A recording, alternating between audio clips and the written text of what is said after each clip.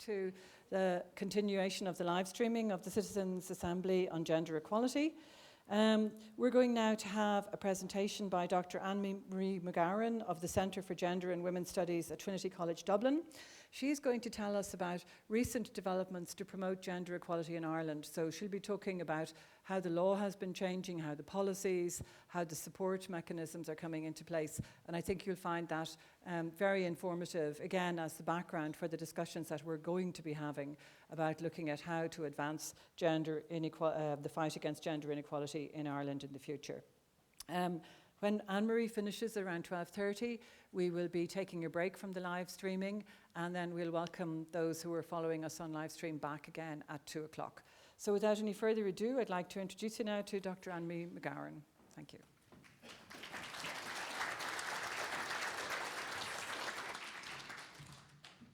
Well, hello. Thank you, everybody, for your welcome. And can I say I'm just so happy to have the opportunity to speak to all of you today. And thank you so much for the time that you're all taking and putting in to have a better future for gender and care in Ireland. So, as Catherine said, today I'm just going to run through a number of the recent changes to legislation and policy to promote gender equality in Ireland. And I know that you're looking at a number of different issues over the next few months. For example, social norms and attitudes, the position of women in public life, equal pay, women in work, and then also the issue of gender and care. So I'm going to quickly outline some of the developments in this area. Because I only have 20 minutes, obviously, I'm just going to be able to touch on the kind of key developments rather than giving you greater information. So first of all, I will talk about social norms and attitudes and some of the things that have been done to change things in this area. So first of all, in the area of higher education, which would be universities, we have a gender action plan. And this was really put into place after a woman lecturer took a case after not getting promoted and won this case. And then I think there was a lot more attention on the fact that even though women are half of lecturers at third level, they're only a quarter of professors. So there really is this kind of effort to concentrate on this and look at why this is happening and to try and change it. So the Gender Action Plan has commitments to ensure that senior positions are fully open to male and female candidates. It includes things like blind shortlisting, which means shortlisting without knowing the gender or the names of the people who are applying. And there are also commitments to put a gender dimension into curriculums. So, for example, maybe in a history curriculum to look more at the history of women. And there are also commitments to have a gender dimension in research. And that can have very important impacts. For example, in research on drug testing, it's only in the last 10 to 20 years that most drug testing research has included both women and men in the studies, even though we do know that there are differences in how women and men react to drugs. So it's very positive to have this. There has also been the introduction of women-only professorships. So there are going to be 45 professorships available only to women, and these are in areas where women are very underrepresented. So that is positive as well to have. In the area of education more generally then, we also have a commitment to increase the number of girls who are taking Leaving Cert subjects in what's called STEM, so that's science, technology, engineering, which is great to have. And then we also have commitments to try and increase the number of women who are doing apprenticeships, because this is an area that traditionally has been very male. And within schools, there's also the social, personal and health education curriculum for primary and post-primary level. And all of those curriculum areas include a focus on gender stereotyping so that students are more aware of gender stereotyping. And this is something that they can have greater knowledge about themselves and their own relationships. In the area of sport, we also have had an action plan to increase the number of women in sport, because we know that girls tend to drop out of it a lot as teenagers. And there are also a number of actions to increase the visibility of women in sport. For example, now ladies football and camogie finals are designated as events of national importance, so they must be shown on free-to-air television. And for girls who are in sport, this is really great because they're seeing that there's a pathway for them to stay involved in sport. And This is one of the commitments in the National Strategy on Women and Girls, which you may have heard about already, but that's a broad-ranging strategy that has been developed by the government with over 130 actions, and that wants to create an Ireland where all women enjoy equality with men and can achieve their full potential. We also have some equality budgeting as well, and that is a term that basically means looking at government budgets and assessing where does the funding in them go and what kind of impact does it have for women and men. So that could, for example, look at trying to improve education for men or health for men, or trying to improve the position, for example, of women in sport or women in film. So here's just a cartoon that helps you to see a bit about the media coverage of women and men in sport, because we know from studies that have been done that there's much less coverage of women's sport. And even if you look at, for example, at the sports supplements this weekend or early next week, you know, most of the photographs will be of men taking part in sports rather than women. So something like the designation of the ladies' camogie and football finals as free to air kind of helps to rebalance this. And this is my favourite cartoon, and that is something, you know, that really touches on norms and attitudes in the home about women cleaning. So this magazine is the Bad Housekeeping magazine, and there are, you know, little stories in it like how to ignore a 17-inch dust bowl and how to whip up 100 meals in 20 seconds. So things are very useful for everybody, I think. I do always notice how many cleaning product ads seem to be focused on women. You know, it would be really great to see some focused on men. So another thing then, if we look at norms and attitudes, film and television is an area where women are not so well represented, both in front of the camera and behind the camera. And Film Ireland has developed a gender equality 6-point plan, and it has specific funds to increase the proportion of women who are in film production, which is great to see. And the Broadcasting Authority of Ireland also has a gender action plan, and it provides funding through its Sound and Vision programme for people to apply to make different TV programmes. And they are looking particularly for programmes that tell women's stories. And also when they're judging the applications that come in, they look at the proportion of women who are in leadership roles, and they use this as part of the decision making. So to try and address the imbalance there. The Broadcasting Authority of Ireland also has a code to avoid gender stereotyping in commercial communication, which I assume means ads, that are targeted at children. And the Advertising Standards Authority of Ireland also has a code to prevent gender stereotyping in ads as well. Now, it does seem that that's mostly implemented through people making complaints about ads that already exist. So it's great to have the code. I suppose you could maybe think, you know, is this the best way to ensure that there isn't gender stereotyping in ads and commercial communication?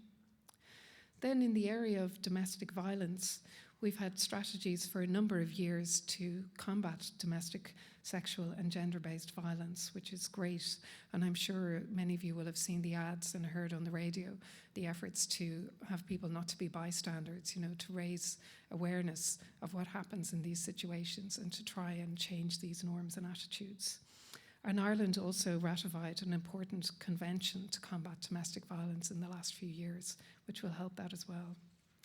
Another thing that's been done in recent years which helps to change norms around behaviour of women and men is that prostitution was decriminalised, and instead now the people who buy sexual services through prostitution can be charged. So I think this is all very interesting and great to see, you know, addressing norms around the position of women, but I do think that there hasn't been so much done on the position of men. So if we look at men's representation in different areas of work, they are only 7% of general nurses, they are only 13% of primary school teachers, and only 1% of childcare workers. So, you know, maybe more could be done in that area to address this. And in some countries, quite a lot has been done. For example, in Norway, there are a lot of efforts to try and recruit men into childcare. And in Ireland, in the mid-2000s, there was a focus on trying to get more men into primary teaching. And there was also a focus in the Men's Health Plan at the time to look at the impact of gender stereotyping on men's health. So, for example, it recognised that, you know, healthy eating is sometimes seen as female, and some behaviours that are bad for your health, like binge drinking, are sometimes seen as a way to kind of prove that you're a man. And, you know, can you change some of these things to improve men's health? I think there's a bit less focus on that now in government policy, but you never know. Maybe you might suggest something a bit more on that. So just another little cartoon here on the advantages of being a male childminder. So the male childminders can explain the offside rule very well. I definitely couldn't explain it. And it is important because who are the role models for children when they're in care and when they're in school, you know, because it is so important for children to have male and female role models. So then just to say a little bit then about recent developments in the area of pay inequality, which you've heard about this morning, and participation in public life and women in work. These developments obviously build on many years of legislation to combat discrimination in the workforce. So we've had equal pay legislation and equal access to work legislation in Ireland since the 1970s. But more recently, looking at the gender pay gap, which is 14% in Ireland, which is better than the EU average, which is 16%, the government introduced the Gender Pay Gap Information Bill. So this bill, which was introduced last year, was to provide that employers would publish information on pay for women and men in their companies. And if there was a gap, they would outline as well what they were going to do about this. So that bill has lapsed because the government was dissolved in January, but a lot of the parties have this in their political manifestos, so hopefully we haven't seen the end of it, because it does put more visibility on gender pay gaps and help to try and reduce them. For women who are in lower paid work then, the government has had the national minimum wage in place since 2000, and each year there's a review of that by the Low Pay Commission and advice on whether or not to increase it. And this is very important for low paid workers, and most of them are women, so this is an important piece of work for them. And in 2019, there was also new legislation that made it harder to have 0-hour contracts and what are called if and when contracts. So people are just called in to work if there is work available for them. So that impacts most on those who are doing part-time variable hours, which is mostly women, although of course it benefits men as well. So that is another good thing to try and improve the pay of those who are in low-paid jobs, particularly women. Then just a little bit about gender balance on state boards. These are important because they make decisions that affect people's lives. So the Low Pay Commission, for example, is an example of one of those boards. There's been a commitment since the early 1990s to try and get the number of women on these boards up to 40%. And that was reached in 2018. That's an average across all the boards. There are some that have more than 40% women and some that have less. And there is now a commitment to try and have 45% women on the boards. So it's important to have different views and life experiences on these boards because they have such an influence on people's day-to-day lives. Senior positions in the civil service are also important as well. They also have an influence on people's day-to-day lives. And there is a commitment to try and increase the number of women in senior positions there, which has worked well over the last 20 years. And now there is an aim to get to 50-50 representation in senior appointments. So just another little cartoon here, just a little alien who's really surprised to find out that the leaders on Earth are men. So, you know, there are different ways of doing things, I suppose. Then if we look at gender balance in large companies, in Ireland, if we look at companies that are quoted on the stock exchange, only 16% of women, of the board members on these are women. And this is less than is the case in Europe as a whole, where 23% of the board members of large companies are women. So the government has helped to set up an industry-led group called the Balance for Better Business Group. And it has set a target of 33% women on the boards of these large companies by 2023. And then you heard a bit before today about gender balance in Dáil elections, and we had the Electoral Amendment Act in 2012, which brought in quotas. 30% women candidates and 30% men candidates would have to be put forward by all political parties for general elections, and if not, that they would lose a portion of their state funding. This is kind of one part of trying to get more women into parliamentary positions. You know, they say there are the 4 C's. You need to be a candidate, you need to have access to cash, you need to have confidence, and you need to have your childcare supports. So it's one part of the kind of jigsaw here. And Ireland can be congratulated on bringing in this because, you know, quotas can be divisive and not many other countries have them in Europe, but they do often work, so hopefully they will. They don't apply to local elections, which is unfortunate because a lot of politicians cut their teeth in the local elections, but maybe that's something that might change over time. So just a reflection on women or parents in the workforce. This parent is saying, "Mummy can't take you to Katie's house because Mummy is busy cloning a slime mold," whatever that is. So balancing work and life can be hard. So I'll just say a little bit about caring and the main things that have been brought in on that in the last few years. I know there's going to be a bigger focus on this in one of the later weekends, so I won't say too much about this, except to say that in 2016, Ireland brought in paid paternity leave, so 2 weeks paid leave for new fathers through the PRSI system. And last year, we also brought in paid parents' leave. So that's a number of weeks of paid leave for parents of children under 1, and it applies to both the father and the mother. And this is the first time that the state in Ireland has recognised through paid leave that fathers care for their children, which I think is great and quite emotional, really, because so many fathers care so much about their children. And here, for the first time, we have the state recognising this and supporting it in a more practical way. We are quite far behind the rest of Europe on this, but we have moved to this now, which is great. We also have the National Childcare Scheme, which has been rolled out at the moment, and that provides support, financial support for parents who are using regulated childcare services like creches. So that's a very new thing in Ireland, and we wait to see how it rolls out. Are there teething problems and how are they dealt with? But I think it should be a good help to a lot of parents where both parents are working outside the home. There are other models in other countries. For example, in France, the state runs creches and what are called écoles maternelles, so they're like preschool, but they last from 8:30 till 6 in the day if you want, and people pay according to their income. They also have tax breaks to employ a childcare worker of your choice in your home. So there are many different models that can be interesting to look at to help parents to balance these things. Ireland is very good on maternity leave because it's long, but the pay for it is quite low, which is unfortunate. Here's just something humorous on paid paternity leave, and somebody asking what happened to your paternity leave because his co-worker has his baby sitting behind him on the chair in work. And then just to say a little bit about other things that have been done to recognise caring in Ireland in the last few years. We have what's called the Home Caring Period Scheme. So that is within the PRSI system. People can have years of caring for children or people with a disability within the home recognised for their PRSI pension, which is great.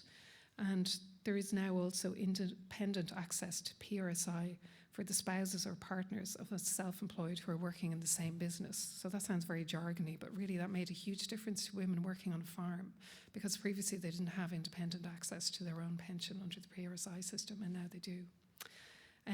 There is also a commitment in the new social inclusion roadmap to look at what's called individualising welfare payments. So another piece of jargon. But basically now, if two people in a couple are unemployed and both are available for full-time work, they can both apply for job seekers allowance and get that payment independently to each of them.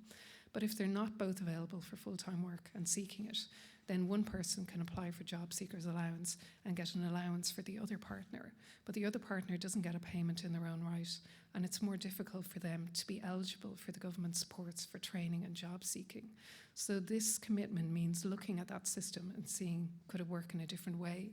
So there are about 90,000 people who are dependent adults in this position, and most of them are women. So it will be interesting to look at this in future. We also have the carers strategy, which is now, under this, there is now increased hours of work allowed for those who are on carers allowance. They're now allowed to work 18 and a half hours a week while receiving carers allowance. And those on carers allowance and benefit can now get the GP-only card.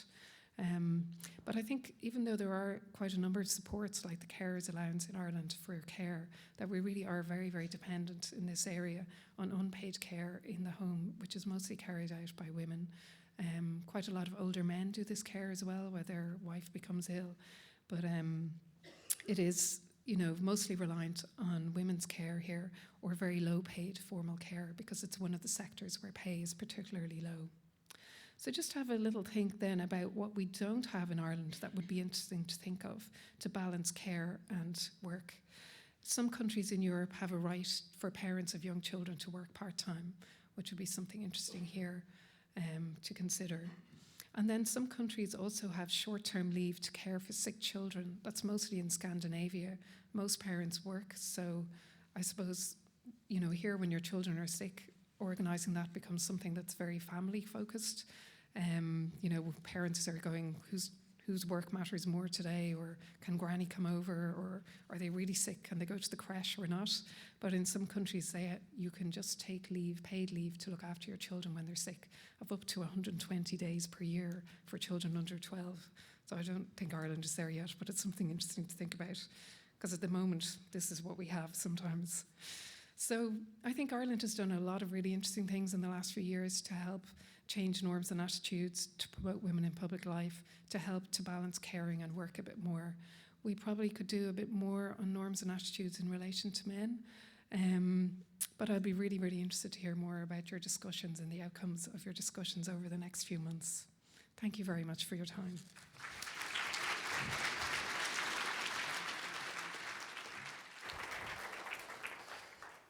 Thank you very much, Anne-Marie. That was a fascinating presentation. It will be available on the web, and the citizens assembled here in the room will also, of course, have access to copies. We're going to finish the live stream session now, so thank you to all of you who have tuned in to follow our proceedings, and please come back to us again at 2 o'clock when we will again be live streamed.